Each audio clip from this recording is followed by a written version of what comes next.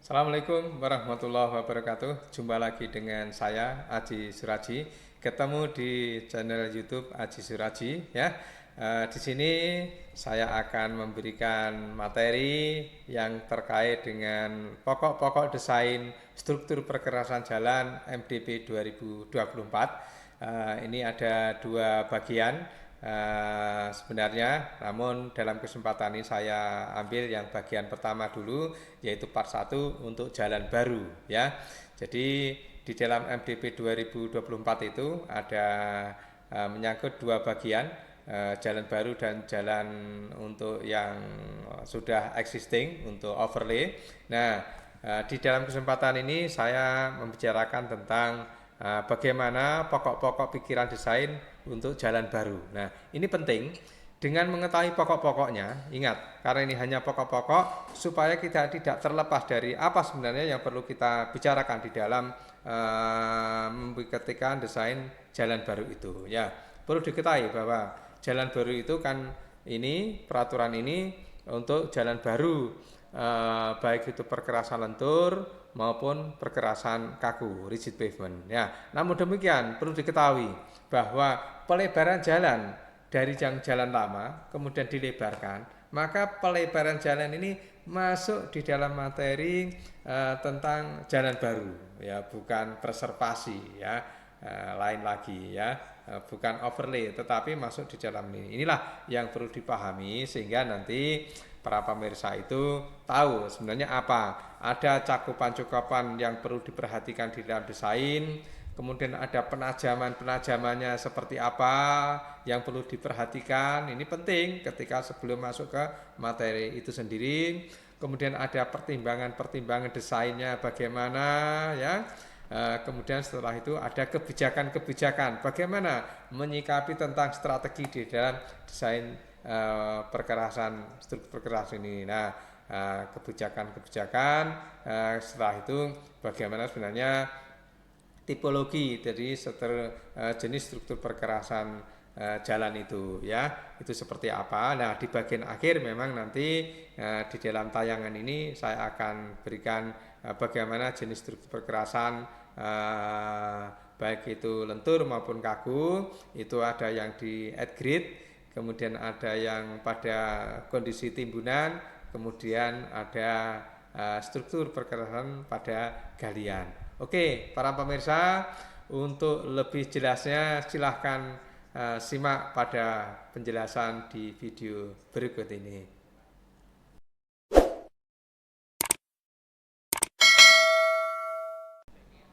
Ya, para pemirsa, saya akan jelaskan tentang materi pokok-pokok desain struktur perkerasan berdasarkan MDP 2024 ya, manual desain perkerasan jalan.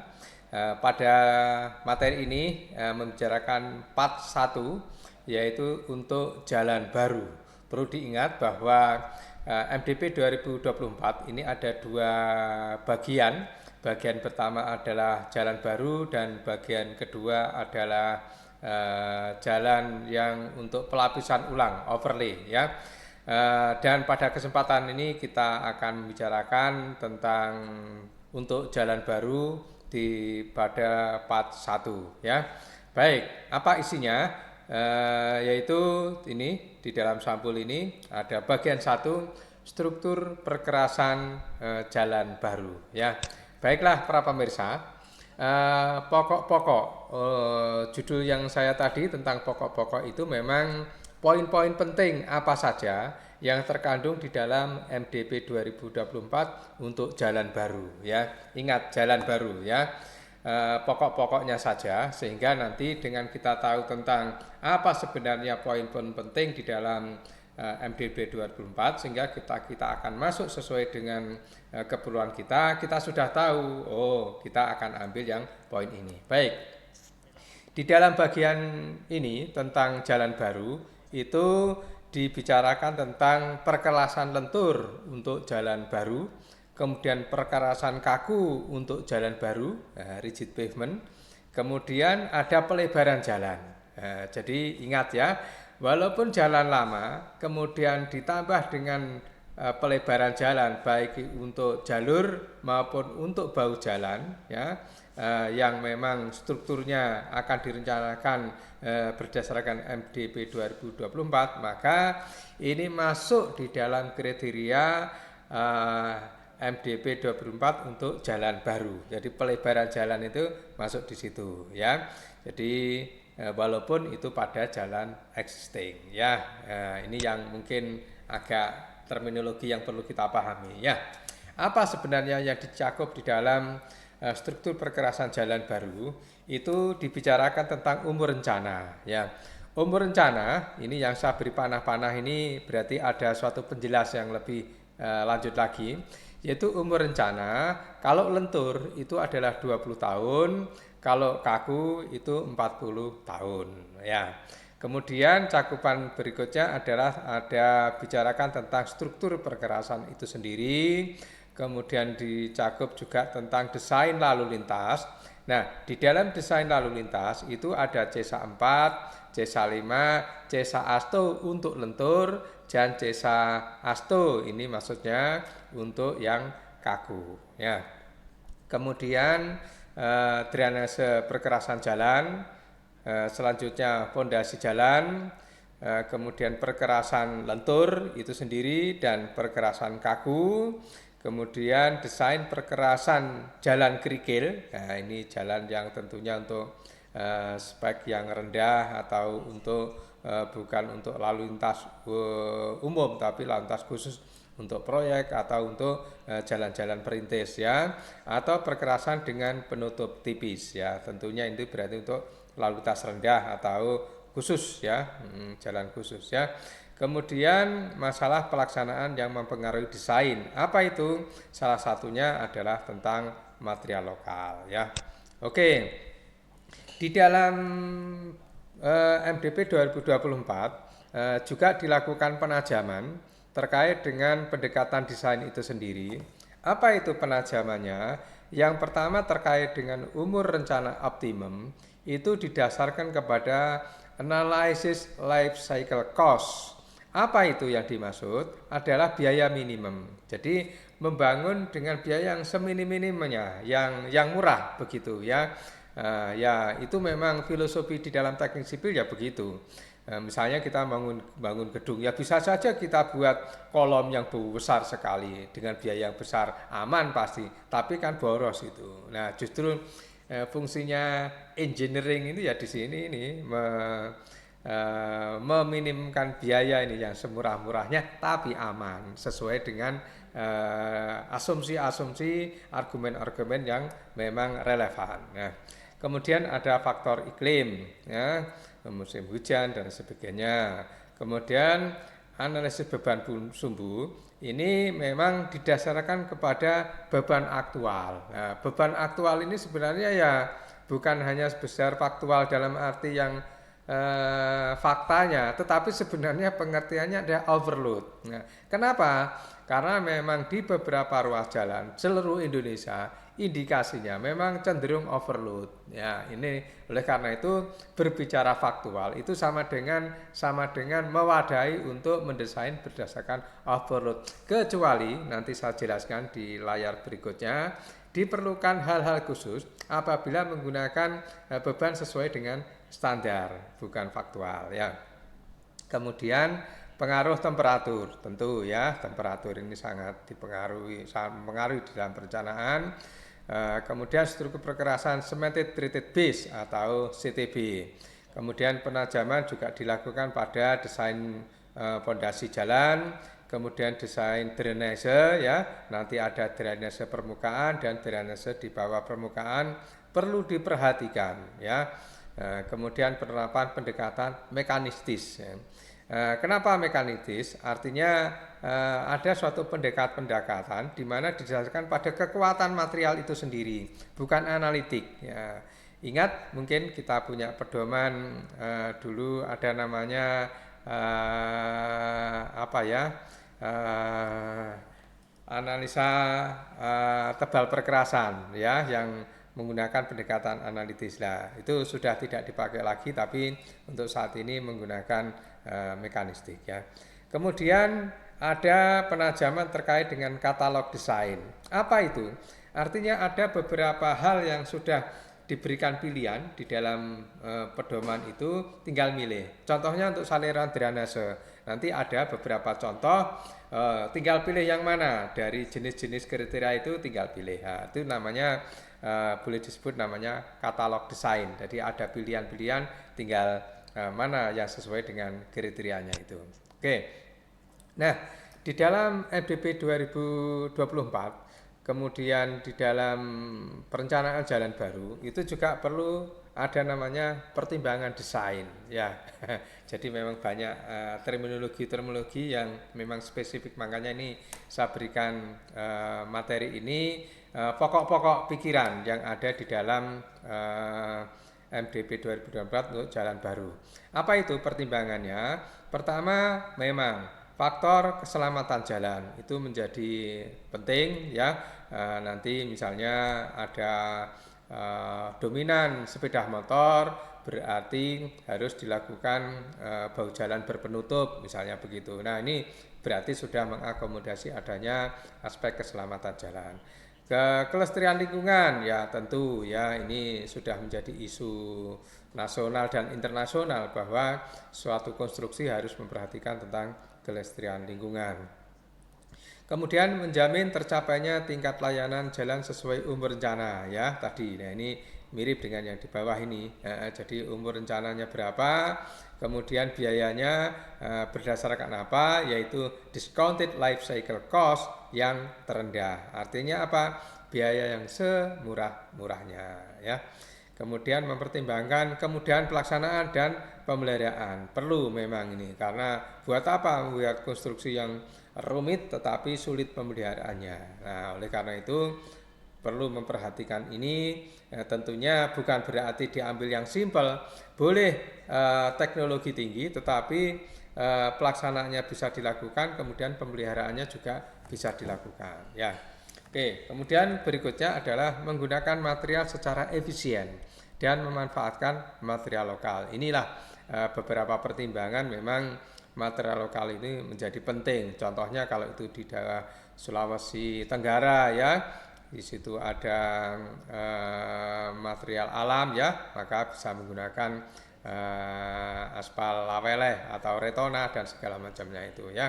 Nanti beberapa jenis-jenis timbunan di daerah-daerah tertentu spesifik, maka bisa digunakan itu material lokal itu semampang secara spesifikasi mekanikal memenuhi, ya, kekuatannya memenuhi dan lain sebagainya. Oke. Nah, di dalam jalan baru ini juga dibicarakan tentang kebijakan desain. Nah, kebijakan desain itu lebih kepada bagaimana menyikapi tentang desain itu sendiri. Yang pertama adalah kebijakan tanpa toleransi. Ya, maunya sih begitu.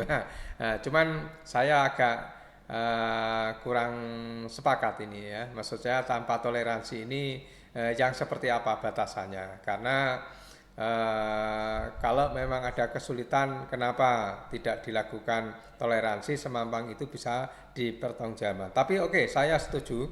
Ini adalah semangat untuk membuat yang sebagus-bagusnya.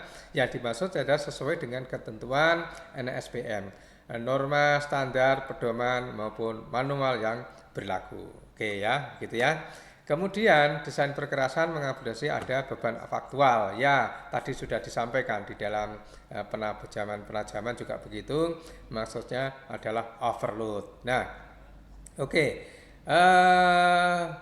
Mengakomodasi beban faktual ini memang menurut saya ini toleransi yang tiada henti.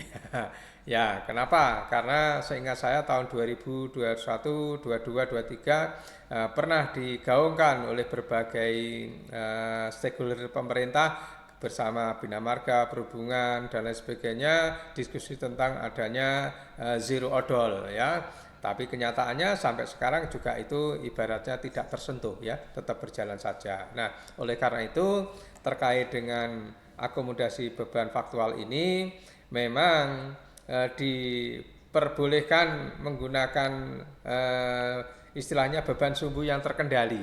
Terkendali itu sesuai ketentuan atau sesuai dengan standar atau beban sumbu standar. Apa itu beban sumbu standar? Yaitu untuk jalan nasional itu menggunakan beban sumbu 10 ton, kemudian jalan provinsi dan jalan kabupaten itu menggunakan beban sumbu standar 8 ton. Ya, memang itu sangat berat sekali, tetapi dimungkinkan itu bisa dilakukan asalkan dengan memenuhi kriteria-kriteria. Ada 3 kriteria utama di sini. Yang pertama adalah prosedur pengendalian beban sumbu sudah diterbitkan. Apa artinya? Berarti ada surat edaran, ada instruksi, apakah instruksi presiden, undang-undang, atau menteri, atau gubernur, bupati, di mana pada ruas jalan tersebut memang tertib, tidak boleh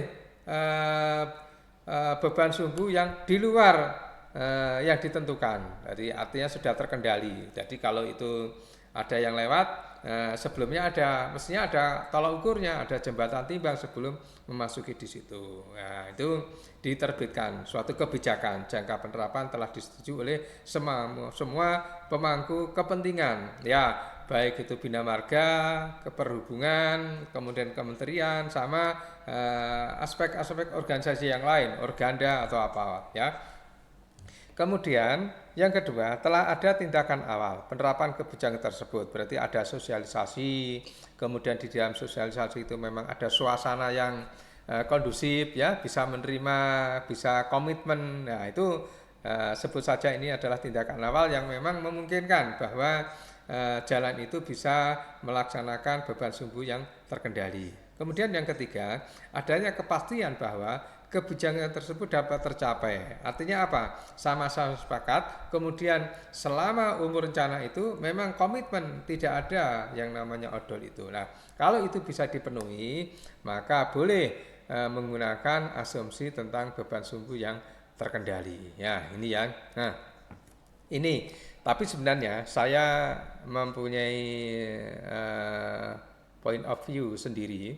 Jadi sebenarnya overload itu bukan hanya sekedar CESA saja, capaian CESA menurut saya, bukan hanya sekedar itu. CESA itu adalah menurut saya justru yang sekunder untuk struktur perkerasan. Justru yang menjadi persoalan ketika struktur perkerasan itu overload, kemudian ada beban yang sangat tinggi sekali, maka walaupun dia hanya melintas satu kali, maka tingkat kontribusi kerusakannya sangat besar dan bisa secepatnya itu rusak itu. Nah, CESA lain lagi. Kalau CESA itu kan sebenarnya akumulasi kerusakan ya. Jadi ada beban terus-menerus, beban dinamis dan seterusnya itu terakumulasi menjadi namanya CESA. Makanya kumulatif, standar absolute ya, kumulatif. Jadi kumulatif CESA itu masih belum menggambarkan tentang tingkat kontribusi kerusakan yang dahsyat dalam tanda petik akibat beban yang over design itu. Oleh karena itu sebenarnya menurut saya tidak cukup sekedar hanya melihat CESA-nya, tetapi beban sumbu yang sangat berlebih itu bisa terjadi kontribusi kerusakan yang cepat dan luar biasa. Nah, itu jadi tidak sepenuhnya hanya sekedar CESA, sehingga tingkat daya rusaknya overload itu memang sangat luar biasa, begitu ya. Oke, nah kemudian masih tentang kebijakan itu ada, jadi pemilihan solusi desain perkerasannya berdasarkan biaya umur layanan. Jadi discounted life cycle cost itu yang terendah ya, tentu ya, tadi sudah kita singgung ya. Jadi biaya yang semurah-murahnya itu dengan memperhatikan sumber daya konstruksi ya. Kemudian setiap jenis pekerjaan harus melengkapi dengan drainase permukaan dan drainase bawah tanah. Nah ini menjadi penting menurut saya. Ini juga menjadi daya rusak yang luar biasa akibat air kalau tidak dikelola dengan baik, sehingga drainase permukaan dan drainase bawah tanah, bawah permukaan itu harus dikelola dengan baik itu saat itu desain maupun saat pemeliharaan ya. Tuh permukaan itu kalau yang terlihat di atas itu namanya drainase permukaan, jadi kemiringannya harus cukup, kemudian drainase saluran sampingnya harus cukup dan seterusnya, itu terbuang dengan cepat. Kemudian ada saluran-saluran pembuang itu harus secepatnya. Nah, kalau drainase bawah permukaan itu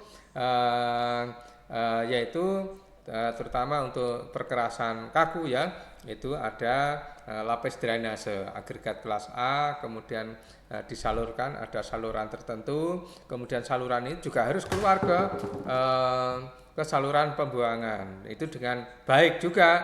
Jangan sampai pipa salurannya itu berada di dasar saluran drainase, sehingga ketika itu saluran drainase terjadi sedimentasi, sudah tidak bisa lewat lagi, ini juga parah. Sehingga itu harus didesain dengan sebaiknya. Nanti di lain kesempatan saya akan membuat materi tentang kaitannya dengan saluran drainase permukaan dan drainase bawah tanah, bagaimana sebenarnya yang ideal. Kemudian lapis pondasi agregat harus dapat mengalirkan air, ya ini terkait dengan drainase bawah tanah tadi, itu harus bisa mengalirkan air dengan baik sampai keluar dari saluran drainase yang di side ditch itu, dari yang di sebelah kanan kirinya itu pipanya harus betul-betul bisa terbuang, jangan sampai berada di bawah atau di dasar saluran drainase, itu tidak akan berfungsi dengan baik nanti. Oke, masih tentang kebijakan terkait dengan bahu jalan berpenutup ya. Saat mana bahu jalan berpenutup itu dilakukan? Yaitu apabila kelandaian itu lebih dari 4% ya. Karena terlalu sangat terjal, maka itu harus bahu berpenutup biar tidak terjadi erosi. Kemudian pada area perkotaan, ya, area perkotaan ini banyak lalu lalang, orang menyeberang, kemudian pedestrian, sidewalking, kendaraan sepeda motor banyak. Kemudian jika terdapat garap, tentu garap itu harus langsung bahu berpenutup ya. Jika proporsi kendaraan bermotor roda 2 cukup tinggi, nah ini roda 2 ini cukup tinggi, maka bahu jalan harus berpenutup. Oke, nah bahu jalan berpenutup dan tidak berpenutup itu kalau itu jalan tol non tol, jalan umum yang non tol, maka harus mengasumsikan kekuatan minimumnya adalah 10% dari beban rencana lajur utama tadi, 10% ya. Kemudian kalau tol itu adalah 60% beban lajur rencana, ya memang lebih rendah ya. Cuma begini, pelaksanaan di lapangan itu juga bukan berarti itu menjadi mudah ya. Contohnya, kalau seandainya rigid pavement nih contohnya ya, rigid pavement tebal jalur utama itu tebalnya 26 cm ya. Kemudian ke bahu jalannya itu akan kita desain setebal hanya 20 cm ya. 20 cm ya, ada selisih 6 cm ya. 6 cm itu harus diatur bagian leveling bawahnya itu harus betul-betul 6 cm. Nah ini yang tidak mudah, kadang terlalu sulit untuk itu, sehingga karena ini pengertian minimum, berarti kalau itu yang 26 cm kita buat menerus termasuk baunya juga tidak ada masalah, boleh-boleh saja dengan pertimbangan kemudahan pelaksanaan di lapangan ya. Oke, selanjutnya masih tentang kebijakan desain untuk yang lanjutan, yaitu kebijakan tentang sistem drainase permukaan. Jadi ini terkait dengan harus disediakan secara komprehensif drainase di bawah permukaan atau subdrain, perlu mempertimbangkan dalam kondisi seperti apa, yaitu terjadi kerusakan akibat air pada perkerasan existing ya. Kemudian terdapat aliran air ke perkerasan ya. Kemudian galian konstruksi perkerasan segi 4 atau box construction yang tidak dilengkapi dengan drainase yang memadai untuk mengalirkan air yang terperangkap dalam galian. Jadi ini yang terakhir ini air yang terperangkap dalam. Jadi kanan kiri itu berupa galian ya, sehingga air tidak bisa kemana-mana. Itu yang jadi persoalan, sehingga ini juga perlu perhatikan sistem drainase permukaan dan drainase di bawah tanah ya. Oke, di dalam MDP 2024 terkait dengan jenis struktur perkerasan, apakah itu perkerasan lentur maupun perkerasan kaku, itu ada tiga skema, yaitu perkerasan pada permukaan tanah asli atau at grade ya.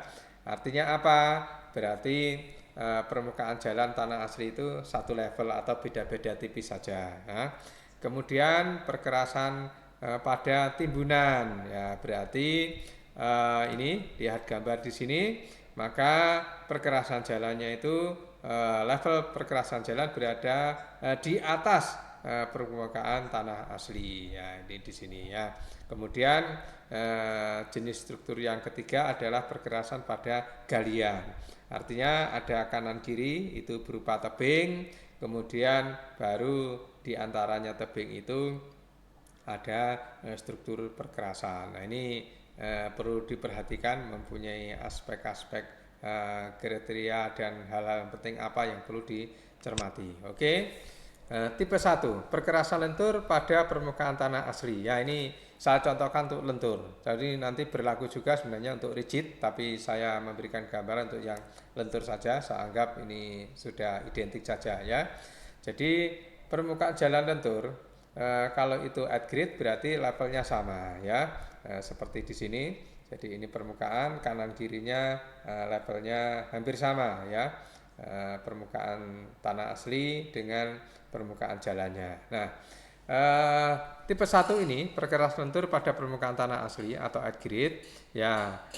Lentur berarti memang bagian atas ini adalah ACWC, kemudian ACBC, AC base di bawahnya, kemudian lapis pondasi atas ini kelas A atau lapis pondasi berpengikat semen atau CTB, kemudian lapis pondasi lapis pondasi agregat kelas B.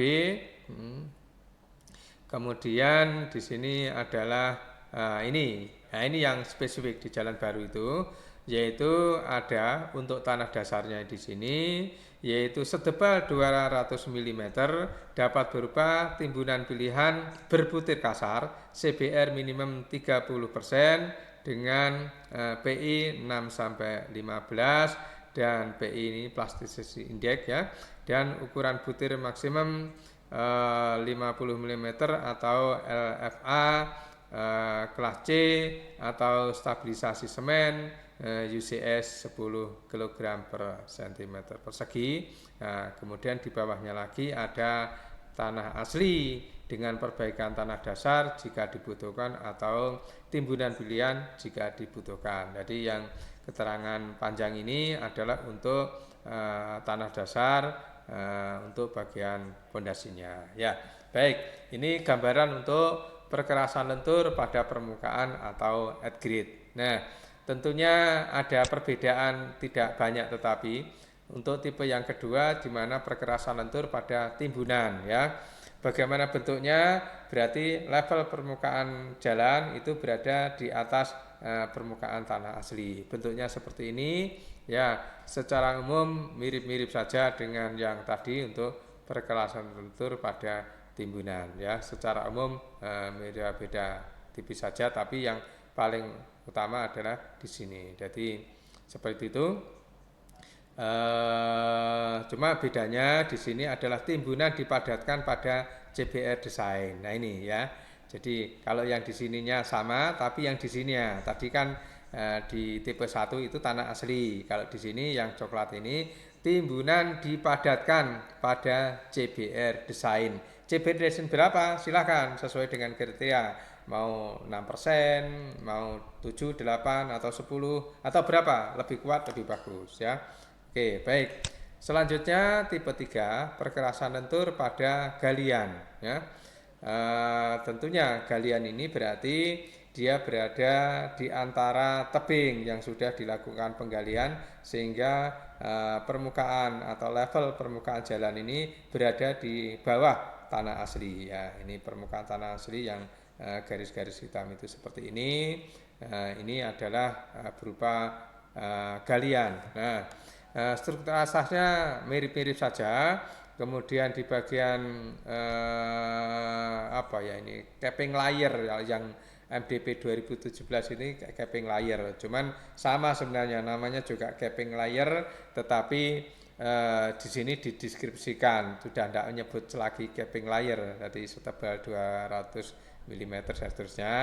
Nah, karena galian berarti ini kita sebut dengan tanah asli dengan perbaikan tanah dasar jika dibutuhkan atau timbunan pilihan jika dibutuhkan. Jadi di sini ada tanah asli. Ya, bedanya tadi yang tipe 2 itu adalah tanah timbunan, karena ini galian langsung ketemu tanah asli. Kecuali kalau tanah aslinya juga daya dukungnya rendah, masih bisa dilakukan perbaikan. Ya, oke.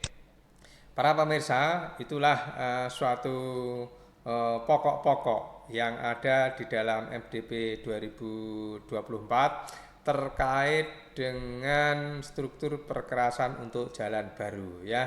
Oke, semoga bermanfaat. Assalamualaikum warahmatullahi wabarakatuh.